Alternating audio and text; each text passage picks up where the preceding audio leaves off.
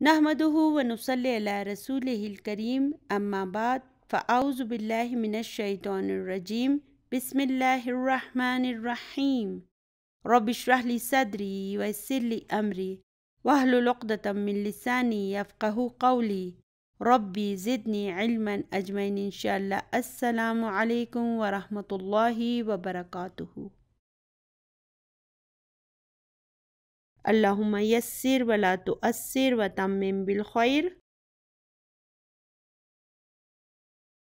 मैंने बोर्ड पर ये कुछ अल्फाज लिख दिए हैं, तो आप गौर करें ये क्या हैं।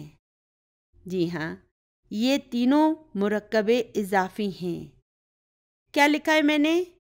हमज़तुल वस्ली, हमज़तुल क़त्ई और शिब्हुल जुमलती।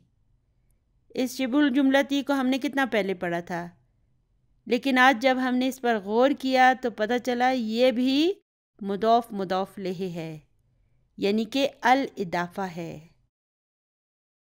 इसी तरह हम अरबी ज़बान में जो अल्फाज पढ़ेंगे ना, तो इंशाअल्लाह ताला उन्हें समझने की भी कोशिश करते रहेंगे और फिर वक्त के साथ आहिस्ता आहिस्ता हम इन्हें मुकम्मल तौर पर समझने के काबिल हो जाएंगे।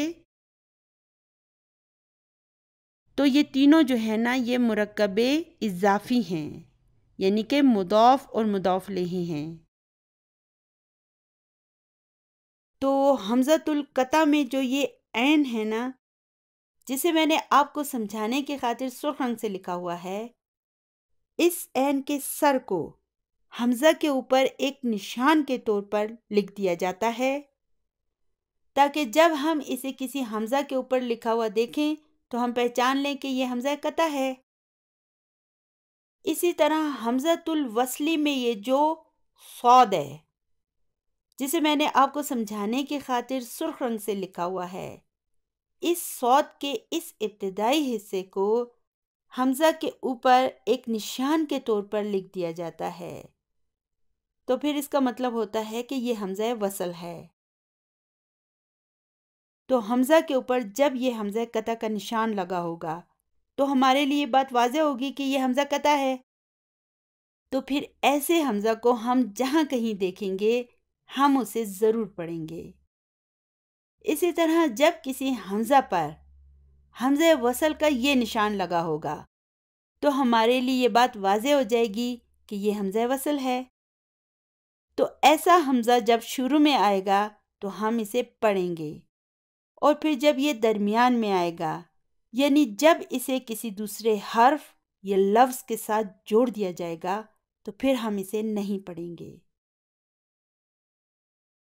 अच्छा, हमारे यहाँ पाकिस्तान और इंडिया में जब हमज़ा को इस तरह लिखा जाता है ना कि उस पर कोई भी निशान मौजूद ना हो, तो इसका मतलब होता है कि ये हमज़ा वसल है, यानी कि हम हमज़ा वसल पर कोई निशान नहीं लगाते।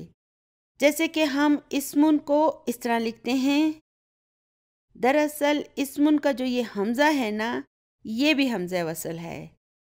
अल्हम्दुलिल्लाह इसे हम पिछली वीडियो में पूरी तफसील से पढ़ चुके हैं। तो अब मैं लिखती हूँ इब्नू। इस इब्नुन का जो हमज़ा है ना, ये भी हमज़ा वसल है। अगर मैं इस इब्नू से पहले हर्फ़ो अत्फ़िन लगा दूँ ना, तो ये वब्नु हो जाएगा, यानी कि फिर हम इब्नू के इस हमज़ा को नहीं पढ़ेंगे। क्यों नहीं पढ़ेंगे? क्योंकि ये हमज़ा वसल है, और हमज़ा वसल जब शुरू में आता है तो इसे पढ़ा जाता है, और जब दरमियान में आ जाता है तो इसे नहीं पढ़ा जाता। चलिए अभी मैं लिखती हूँ इब्नु मुहम्मदिन। तो यहाँ पर इस इब्नु के हमज़ा को मैं पढ़ रही हूँ। चलिए अब मैं इससे पहले अना लिख देती हूँ, और गौर करें कि मैंने अना के पहले हमज़ा पर हमज़ा क़ता का निशान भी लगाया हुआ है।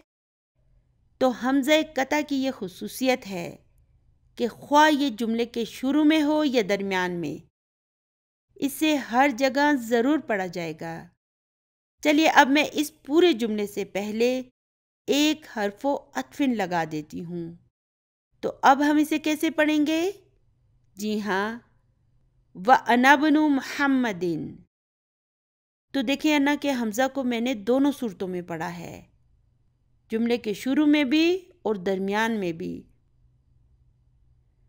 تو ہم جانتے ہیں کہ عربی زبان میں جب کسی حرف پر کوئی نشان نہیں لگایا جاتا تو اس کا مطلب ہوتا ہے کہ اس پر سکون یعنی کہ جزم ہے۔ سکون یا جزم جو ہے نا، یہ بذات خود کوئی اعراب نہیں ہے، بلکہ یہ اعراب کی غیر موجودگی کی ایک علامت ہے۔ تو اب یہاں پہ دیکھیں کہ انا کے اس دوسرے حمزہ پر کوئی اعراب نہیں ہے، اس کا مطلب ہے اس پر سکون ہے، اور پھر اس کے بعد ابنو کا یہ حمزہ ہے جو کہ دراصل حمزہ وصل ہے، تو درمیان میں ہونے کی وجہ سے اسے تو پڑھا ہی نہیں جائے گا، تو پھر اس کے بعد یہ با آ جاتا ہے، اس با پر بھی دیکھیں سکون ہے۔ تو جب دو سکون اکٹھے آ جائیں نا تو پھر ہمیں ایک کو ڈراپ کرنا پڑتا ہے، یعنی کہ حذف کرنا پڑتا ہے۔ تو اب میں اس انا کے حمزہ کو نہیں پڑھوں گی، یاد رہے کہ اسے صرف ہم پڑھنے میں ڈراپ کریں گے، لکھنے میں نہیں۔ تو اب میں انا کے اس نون کو ابنو کے اس با کے ساتھ ملا کر پڑھوں گی، اور اس کے درمیان میں یہ جو دونوں حمزہ ہیں نا، ان دونوں کو میں پڑھنے میں نہیں پڑھوں گی، لکھنے میں ہم لکھیں گے لیکن پڑھنے میں اسے نہیں پڑھیں گے۔ تو اب ہم اس جملے کو یوں پڑھیں گے کہ وَأَنَا ابْنُ مُحَمَّدٍ، وَأَنَا ابْنُ مُحَمَّدٍ۔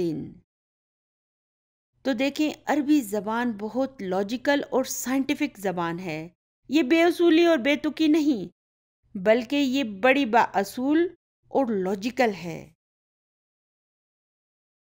تو اب اس جملے کو انالائز کریں، یہاں پر انا کیا ہے؟ مبتدا اور ابنو خبر وہو مضاف، اور محمدن جو ہے یہ اس ابنو کا مضاف الیہ ہے۔ یاد رہے کہ یہاں پر جو ہم محمد کا نام استعمال کر رہے ہیں نا، یہ عام انسانوں کا نام ہے، جیسے اور لوگوں کے نام ہوتے ہیں محمد، بلال، علی، تو یہ عام لوگوں کے نام ہیں۔ جب ہم اپنے پیارے نبی صلی اللہ علیہ وآلہ وسلم کا نام لیں گے تو ہم پر لازم ہے کہ ہم صلی اللہ علیہ وآلہ وسلم پڑھیں بھی اور لکھیں بھی۔ تو اپنے ان اسباق میں جو یہ محمد کا نام آتا ہے تو یہاں پر میں صلی اللہ علیہ وآلہ وسلم اس لیے نہیں کہتی کہ یہ عام لوگوں کے نام ہیں، ٹھیک ہے نا؟ تو اب اگر آپ اس ابنو اور اسمو کو بغیر اعراب کے بھی کسی جگہ پر دیکھیں نا تو آپ کو پتہ ہونا چاہیے کہ اس کا جو یہ حمزہ ہے یہ حمزہ وصل ہے، یہ ابنو اور اسمو ہے، یعنی کہ ان دونوں کے حمزہ پر کسرہ آئے گی۔ تو چلیے ابھی ایسا کرتے ہیں کہ اپنے 5ویں سبق کی تمارین پر واپس آ جاتے ہیں۔ پچھلی ویڈیو میں ہم نے اس کی تمارین کے سوال نمبر 4 کے جز نمبر 6 کو مکمل کر لیا تھا۔ آج سوال نمبر 4 کے جز نمبر 7 سے ہم اپنے سبق کی ابتدا کریں گے۔ تو چلیے اللہ سبحانہ و تعالیٰ کا بابرکت نام لے کر اس کی ابتدا کرتے ہیں۔ تو جز نمبر 7 ہے ابن عمار طالب۔ اب یہاں پہ دیکھیں ابنو لفظ آ گیا، تو اس ابنو کا یہ حمزہ کیا ہے؟ جی ہاں، حمزہ وصل ہے۔ اب دیکھیں اس پہ وصل کا نشان ہو یا نہ ہو، ہمیں پتہ ہے کہ یہ حمزہ وصل ہے۔ تو یہ کون سا جملہ ہے؟ جی ہاں، ابنو سے شروع ہو رہا ہے نا، اور ابنو ایک اسم ہے، اس لیے ہم یہ کہیں گے کہ یہ جملہ اسمیہ ہے۔ اگر یہ جملہ اسمیہ ہے تو پھر ہم کسے تلاش کریں گے؟ جی ہاں، ہم جملہ اسمیہ میں مبتدا اور خبر کو تلاش کریں گے۔ تو اس کا مبتدا کہاں ہے؟ ابنو، جی ہاں، یہ ابن جو ہے یہ اس کا مبتدا ہے، تو غور کریں اس میں اور کیا خاص بات ہے؟ جی ہاں، یہ مضاف بھی ہے۔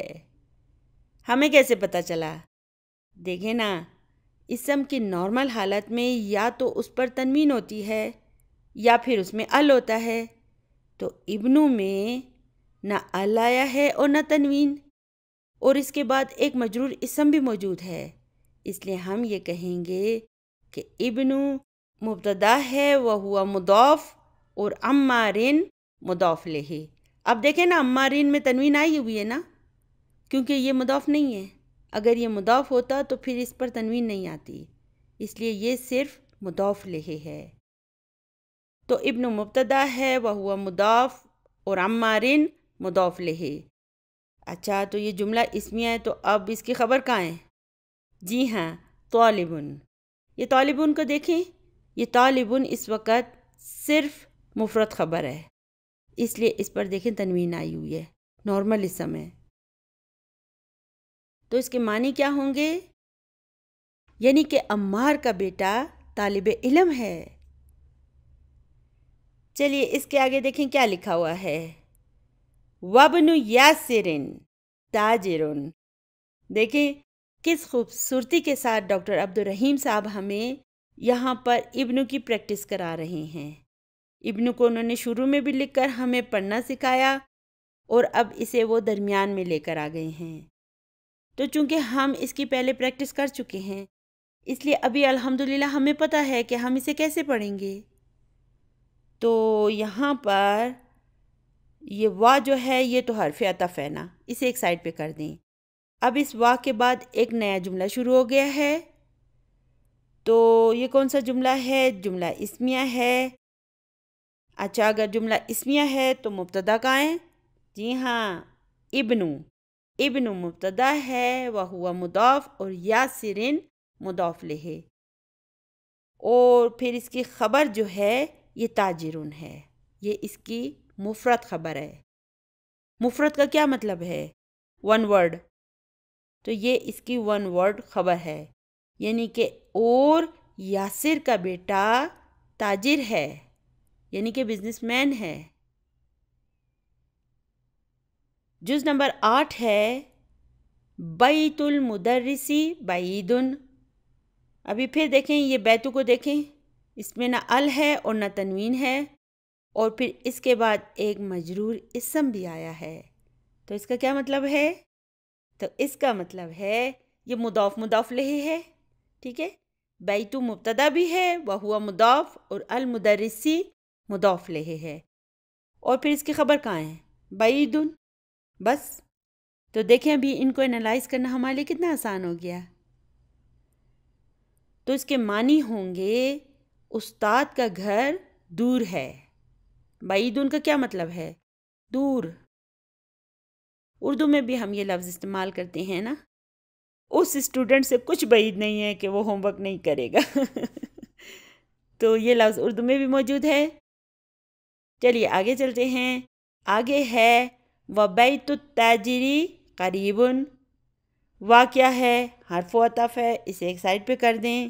چلیے ٹھیک ہے، اب اس کے بعد پھر ایک نیا جملہ شروع ہو گیا ہے، تو اس جملے میں بیتو جو ہے وہ مبتدا ہے وہو مضاف اور التاجری مضاف لہ، اور قریبن، جی ہاں یہ قریبن جو ہے یہ اس کی خبر ہے، تو اس کے معنی ہوں گے اور تاجر کا گھر قریب ہے، یعنی کہ استاد کا گھر دور ہے اور تاجر کا گھر قریب ہے۔ جز نمبر 9 ہے ھذا مفتاح السیارتی۔ یہاں پہ ھذا کیا ہے؟ مبتدا ہے، اور مفتاحو کیا ہے؟ جی ہاں یہ اس کی خبر ہے، وہو مضاف اور السیارتی مضاف لہ۔ مجھے کیسے پتہ چلا کہ مفتاحو مضاف بھی ہے؟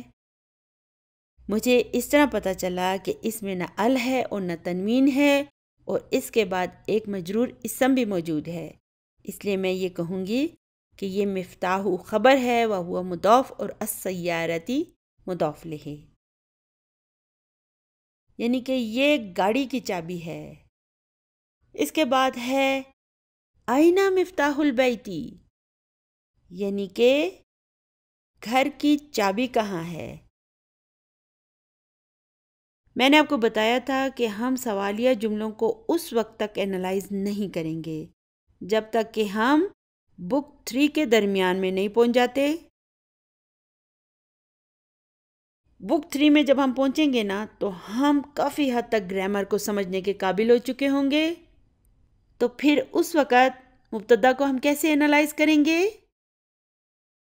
دیکھیں مثال کے طور پر یہ حاضہ ہے نا، اسے ہم اس طرح اینالائز کریں گے کہ حاضہ کیا ہے؟ اسم الاشارتی ہے، اور دیکھیں اس کے آخر میں سکون ہے نا، اس لیے ہم یہ کہیں گے مبنیون علی سکون، ٹھیک ہے؟ اور چونکہ یہ حاضہ یہاں پر مبتدا کے طور پر آیا نا، اور مبتدا کیا ہوتا ہے؟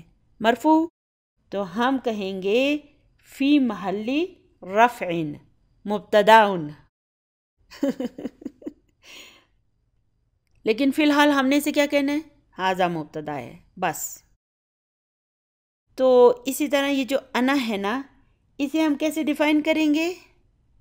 ہم کہیں گے انا ضمیرن، ٹھیک ہے؟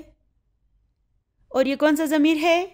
جی ہاں، ضمیر منفصل، یہ منفصل ضمائر میں سے ہے نا، ٹھیک ہے؟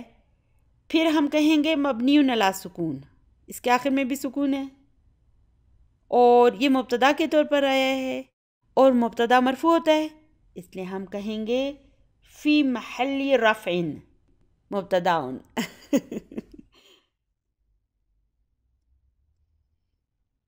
اور ایک اور بات یاد رکھیں کہ یہ انا اور حاضہ یہ دونوں مبنی اسماء ہیں، یعنی کہ ان کے پاس ایک ہی ڈریس ہے، ٹھیک ہے نا؟ یہ خواہ مرفوع ہو، منصوب ہو یا مجرور، تینوں حالتوں میں یہ انا اور حاضہ ہی رہیں گے، ان کے آخر کے اعراب میں کبھی کوئی تبدیلی نہیں ہوگی، یہ ہمیشہ ایسے ہی رہیں گے، کیونکہ ان بیچاروں کے پاس کوئی اور ڈریس ہی نہیں ہے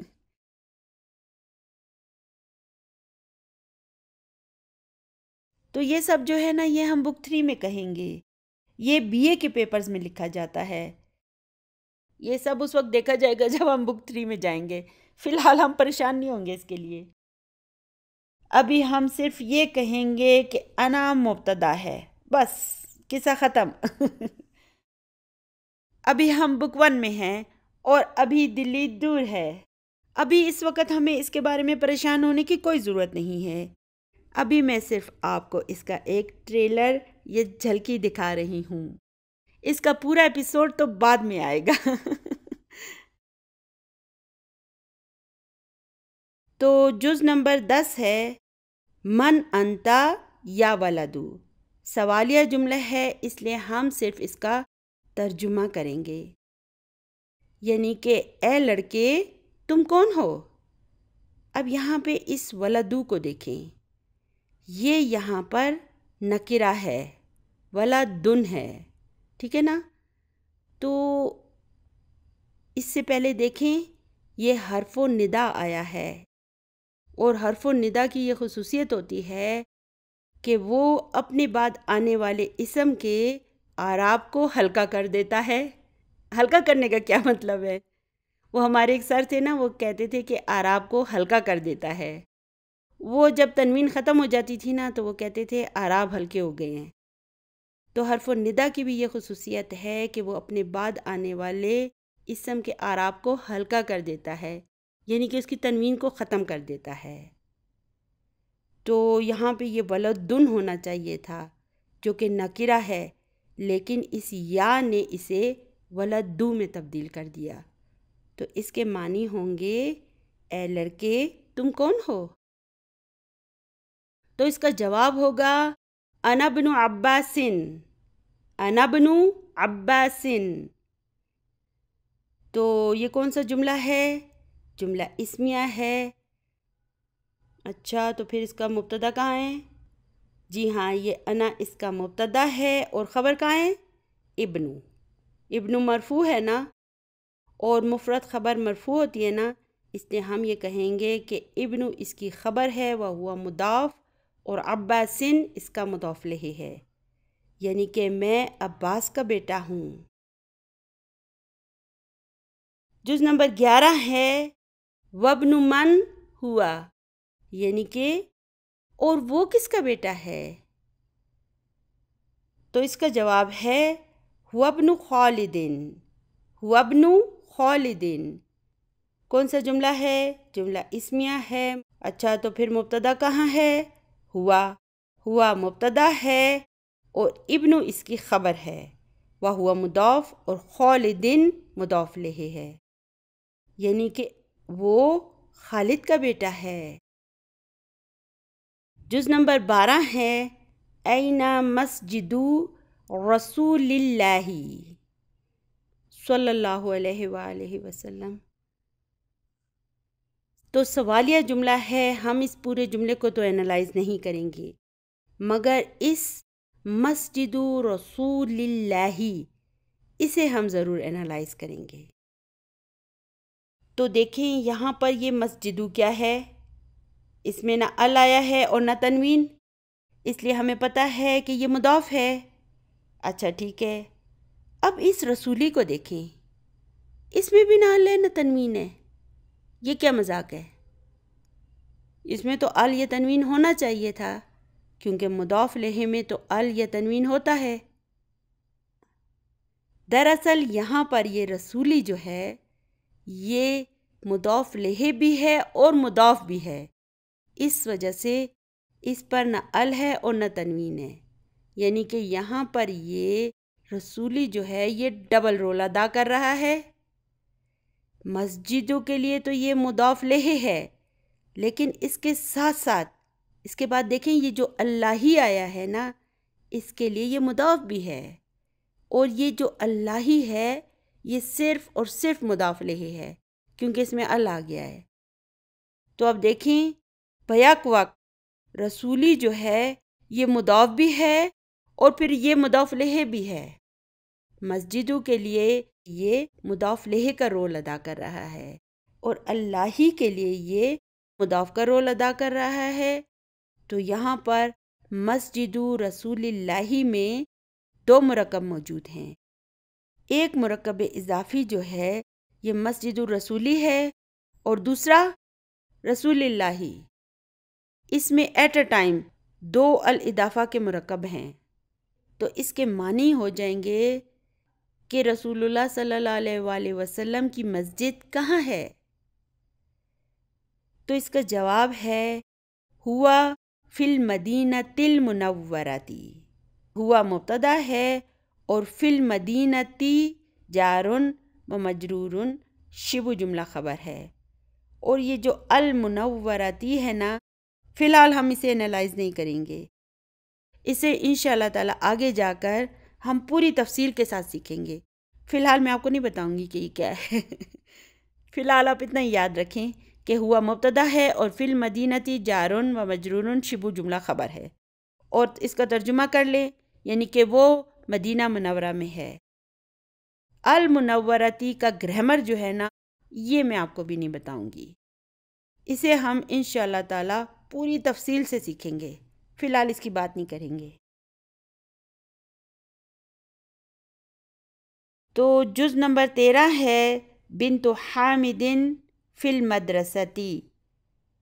تو اس جملے کو انالائز کریں، بنتو کیا ہے؟ مبتدا ہے، اور یہ کیا ہے؟ غور کریں اس پر، نہ اس میں ال ہے نہ تنوین ہے، اس کا مطلب ہے یہ مضاف بھی ہے، اور حامدین دیکھیں ایک مجرور اسم ہے جو اس کے بعد آیا ہے، اس کا مطلب ہے یہ اس کا مضاف الیہ ہے۔ اور فی المدرستی جار و مجرور شبہ جملہ خبر ہے، یعنی کہ بنت مبتدا ہے وہ ہوا مضاف اور حامدین اس کا مضاف الیہ ہے، اور فی المدرستی جار و مجرور شبہ جملہ خبر ہے، یعنی کہ حامد کی بیٹی اسکول میں ہے۔ اس کے بعد ہے وبنت محمد فی الجامعۃ۔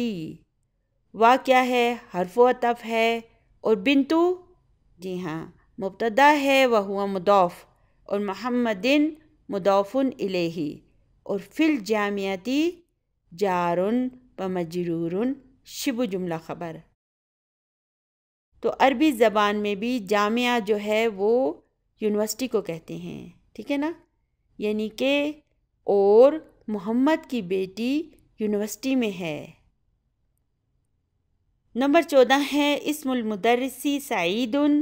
اسمو کیا ہے؟ مبتدا ہے، وہو مضاف، اور المدرسی مضاف الیہ، اور سعید اس کی مفرد خبر ہے، یعنی کہ استاد کا نام سعید ہے۔ و اسم المہندسی خالد، و حرف عطف ہے، اسم مبتدا ہے، وہو مضاف، اور المہندسی اس کا مضاف الیہ ہے، اور خالد جو ہے یہ اس کی مفرد خبر ہے، ٹھیک ہے، یعنی کہ اور انجینئر کا نام خالد ہے۔ جز نمبر 15 ہے عم الطالبی غنی۔ عمن عربی زبان میں کسے کہتے ہیں؟ چچا کو۔ پھپھو کو عمتن کہیں گے اور چچا کو عمن کہیں گے، ٹھیک ہے، تو عمن کا مطلب ہے چچا۔ عم الطالبی، عمو مبتدا ہے، وہو مضاف، اور الطالبی مضاف الیہ ہے، اور غنی جو ہے یہ اس کی مفرد خبر ہے، یعنی کہ طالب علم کا چچا امیر ہے۔ جز نمبر 16 ہے باب المسجد مفتوح۔ دیکھیں ابھی ان سب جملوں میں جو مبتدا ہے نا وہ کیا ہے؟ وہ مبتدا ہونے کے ساتھ ساتھ مضاف بھی ہے، تو چونکہ ان سب میں ال موجود نہیں ہے اور نہ ہی تنوین ہے، اور اس کے فوراً بعد ایک مجرور اسم بھی آیا ہوا ہے، اس لیے آپ کو آسانی سے اسے سمجھ لینا چاہیے کہ یہ مبتدا جو ہے یہ مضاف بھی ہے، ٹھیک ہے نا۔ تو باب مبتدا ہے، وہو مضاف، اور المسجدی مضاف الیہ ہے، اور مفتوح اس کی خبر ہے، یعنی کہ مسجد کا دروازہ کھلا ہے۔ مفتوح کا کیا مطلب ہے؟ کھلا۔ وباب المدرستی مغلق۔ مغلق کا کیا مطلب ہے؟ بند، کلوزڈ۔ تو باب مبتدا ہے، وہو مضاف، اور المدرستی مضاف الیہ ہے، اور مغلق اس کی مفرد خبر ہے، یعنی کہ اور اسکول کا دروازہ بند ہے۔ نمبر 17 ہے خال حامد فقیر۔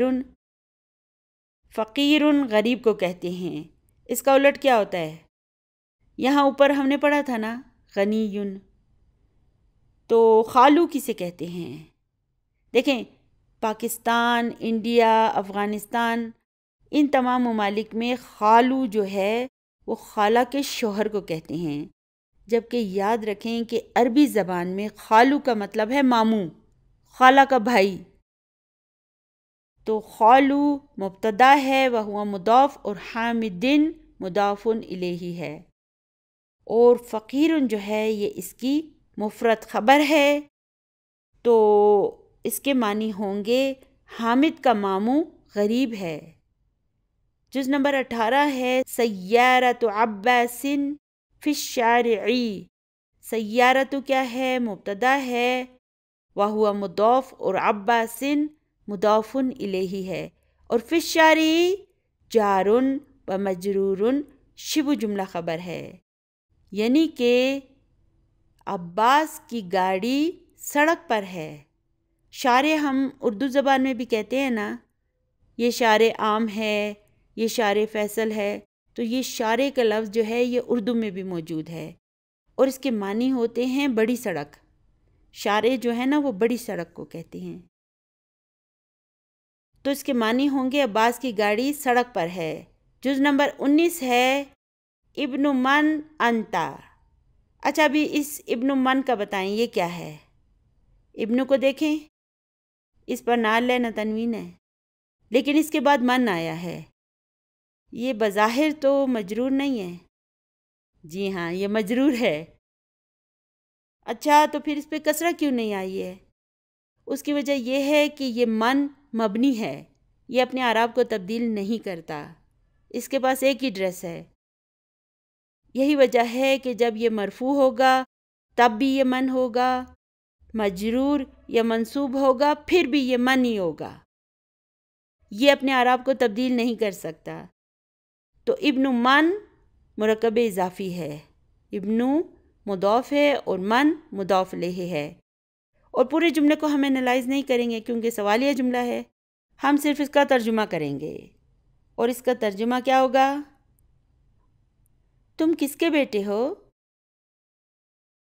جواب ہے انا ابن المدرسی، انا ابن المدرسی، انا مبتدا ہے اور ابن اس کی خبر ہے، وہو مضاف اور المدرسی مضاف الیہ، اور اسے ہم یوں پڑھیں گے انا ابن المدرسی۔ انا کے اس نون کو اس با کے ساتھ ملا کے پڑھیں گے، اور کیوں پڑھیں گے یہ میں آپ کو پہلے سے بتا چکی ہوں۔ تو اس کے معنی ہوں گے میں استاد کا بیٹا ہوں۔ جز نمبر 20 ہے این الکلب، یعنی کہ کتا کہاں ہے؟ جواب ہے ہوا تحت السیارتی، ہوا تحت السیارتی، ہوا مبتدا ہے اور تحت کیا ہے؟ ظرف، ظرف شبہ جملہ خبر، اور السیارتی اس تحت کا مضاف الیہ ہے۔ میں آپ کو بتا چکی ہوں کہ کچھ ظرف ایسے ہوتے ہیں کہ جن کے بعد مضاف الیہ آتا ہے اور کچھ کے بعد نہیں آتا، تو تحت ایک ایسا ظرف ہے کہ اس کے بعد مضاف الیہ آتا ہے، یعنی کہ وہ گاڑی کے نیچے ہے۔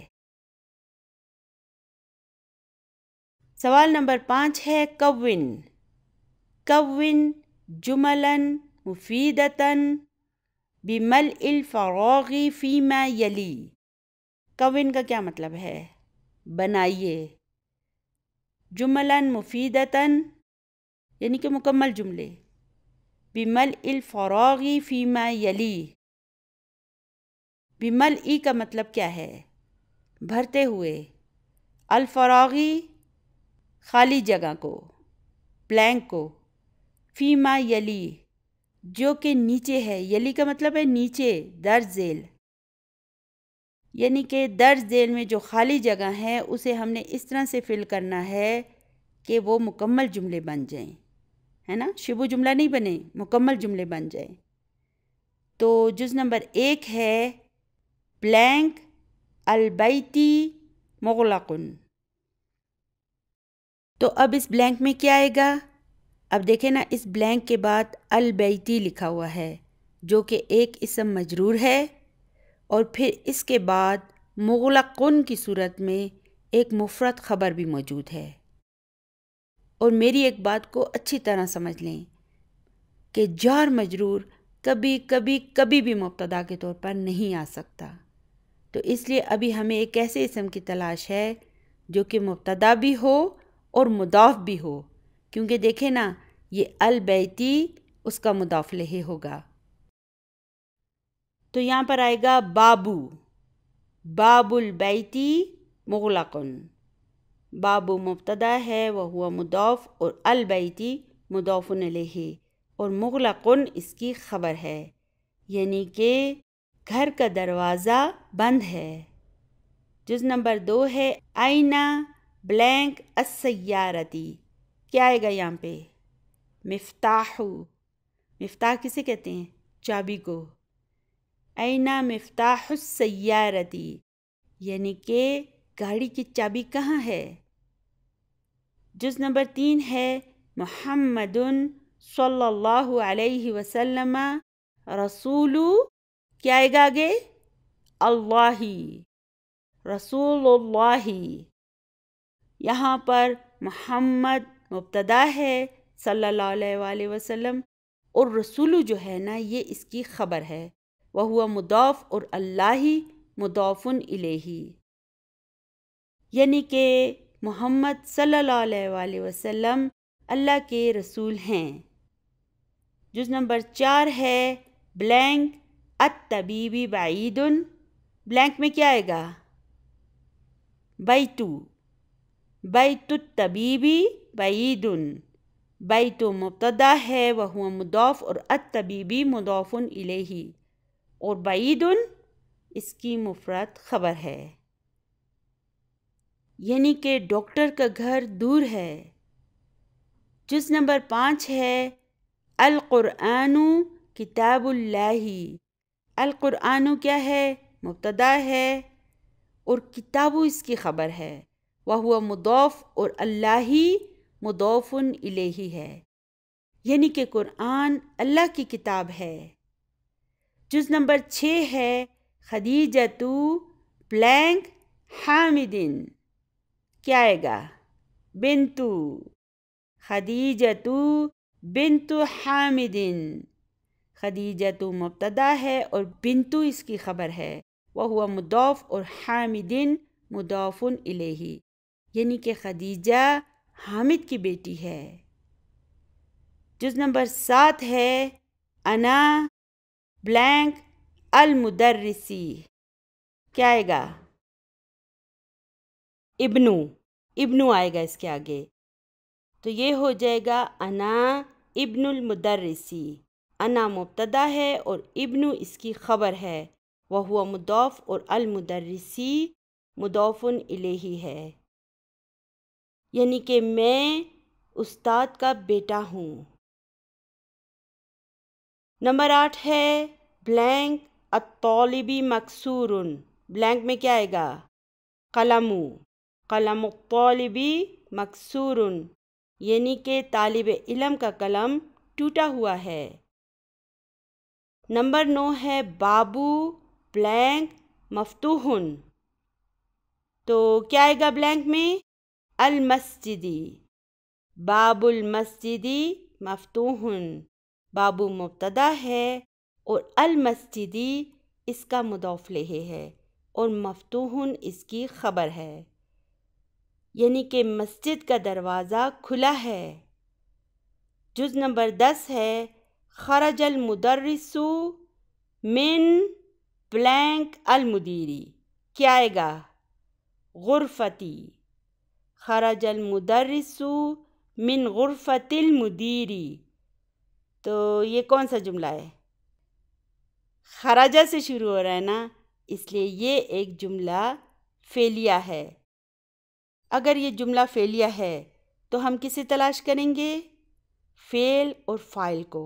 تو فعل کہاں ہے؟ خرجہ، اور فاعل المدرس۔ فعل کے بعد ایک مرفوع اسم آیا ہوا ہے نا، اس لیے ہم یہ کہیں گے کہ یہ اس کا فاعل ہے۔ اچھا، مجھے بتائیے کہ اس بلینک میں کیا آئے گا؟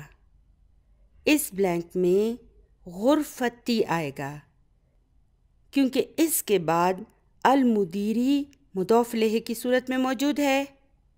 اگر یہ المدیری یہاں پر موجود نہیں ہوتا تو ہم بلینک میں الغرفتی لکھتے، اس صورت میں من حرف جر ہوتا اور الغرفتی اسم مجرور ہوتا، لیکن اب چونکہ المدیری مضاف الیہ کی صورت میں موجود ہے، اس لیے بلینک میں ہم غرفتی لکھیں گے، کیونکہ اب یہ غرفتی جو ہے یہ مضاف بھی ہے، اور مضاف میں نہ ال آ سکتا ہے اور نہ تنوین، ٹھیک ہے نا؟ اور اس کے بعد پھر یہ المدیری اس کا مضاف الیہ ہوگا۔ تو اب یہاں پر من حرف جر ہے، غرفتی اسم مجرور ہے وہو مضاف اور المدیری مضاف الیہ، یعنی کہ استاد پرنسپل کے کمرے سے نکلا، مدیر پرنسپل کو کہتے ہیں۔ تو چلیے آگے چلتے ہیں۔ سوال نمبر 6 ہے صحیح الترکیبات التالیتی، یعنی کہ درج ذیل مرکبات کو ٹھیک کیجئے، صحیح کیجئے۔ تو ابھی یہاں پر انہوں نے جان بوجھ کر غلط مرکبات لکھے ہوئے ہیں، غلطیاں کی ہیں، تاکہ ہم ان غلطیوں کو درست کریں۔ تو چلیے اللہ کا نام لے کے ابتدا کرتے ہیں۔ تو سب سے پہلے ہے القلم الطالبی۔ کیا غلطی ہے؟ یہ مضاف اور مضاف الیہ ہے نا، تو مضاف میں تو ال نہیں آ سکتا، تو یہاں پہ ال آیا ہوا ہے، اس کے ال کو ہم ختم کریں گے اور بلینک میں ہم لکھیں گے قلم الطالبی، قلم الطالبی، یہ کیا بن جائے گا؟ مضاف مضاف الیہ۔ چلیے ابھی آگے ہے باب السیارتی۔ اب دیکھیں السیارتی کیا ہے؟ مجرور ہے نا، تو پھر بابن کو اس کا مضاف ہونا چاہیے، اور مضاف میں تو تنوین نہیں آ سکتی، یہ غلطی کی ہے نا انہوں نے۔ تو پھر ہم یہاں پہ لکھیں گے باب السیارتی، بابو کی دمہ کی تنوین کو ہم ختم کر دیں گے اور ایک دمہ لگا دیں گے، پھر یہ ٹھیک ہو جائے گا، باب السیارتی بن جائے گا، ٹھیک ہے نا؟ چلیے آگے چلتے ہیں۔ آگے ہے بنتو حامدن، کیا غلطی ہے؟ بنتو حامدن ہونا چاہیے تھا، کیونکہ مضاف الیہ ہمیشہ ہمیشہ ہمیشہ مجرور ہوتا ہے، تو یہ بنتو تو دیکھیں نا، نظر آ رہا ہے نا مضاف ہے، اس میں نہ ال ہے نہ تنوین ہے، تو اس کے بعد حامدن نہیں حامدن ہونا چاہیے تھا، تو اس بلینک میں بنتو حامدن لکھ دیں۔ آگے ہے الرسول اللہ، پھر کیا غلطی ہے؟ مضاف میں تو ال نہیں آ سکتا، اس ال کو ختم کریں، رسول اللہ۔ پھر ہے اسم الولدہ، غلط ہے نا؟ کیا غلطی ہے؟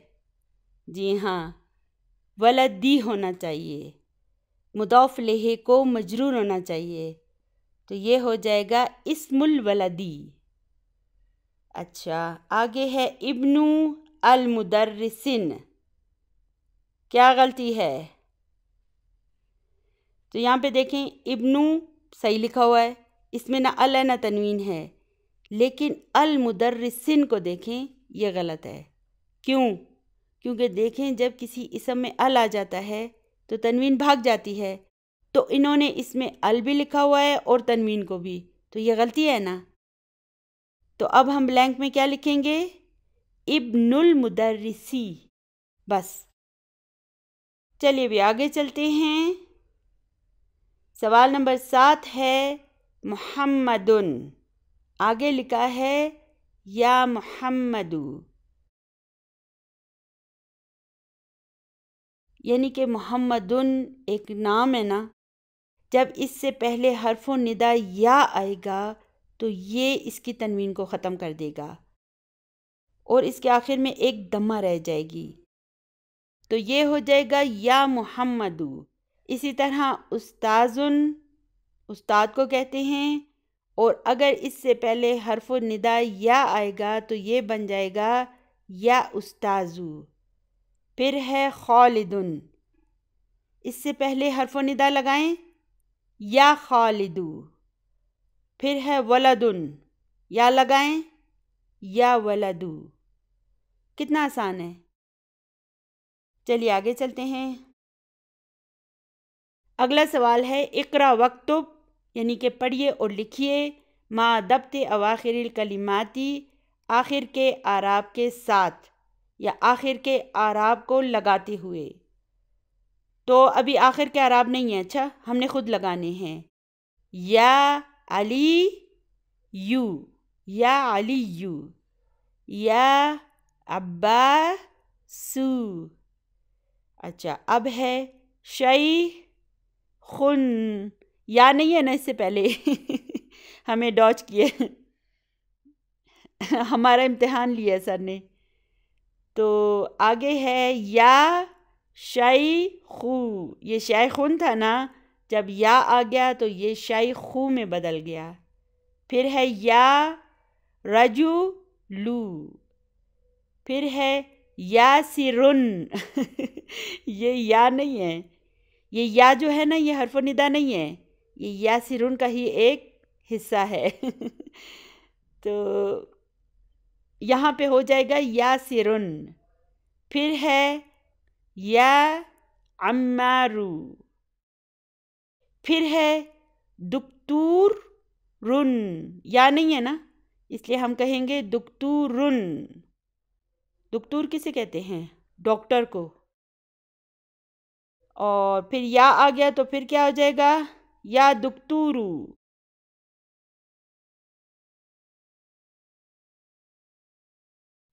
تو الحمدللہ آج کا ہمارا سبق بس یہیں تک تھا۔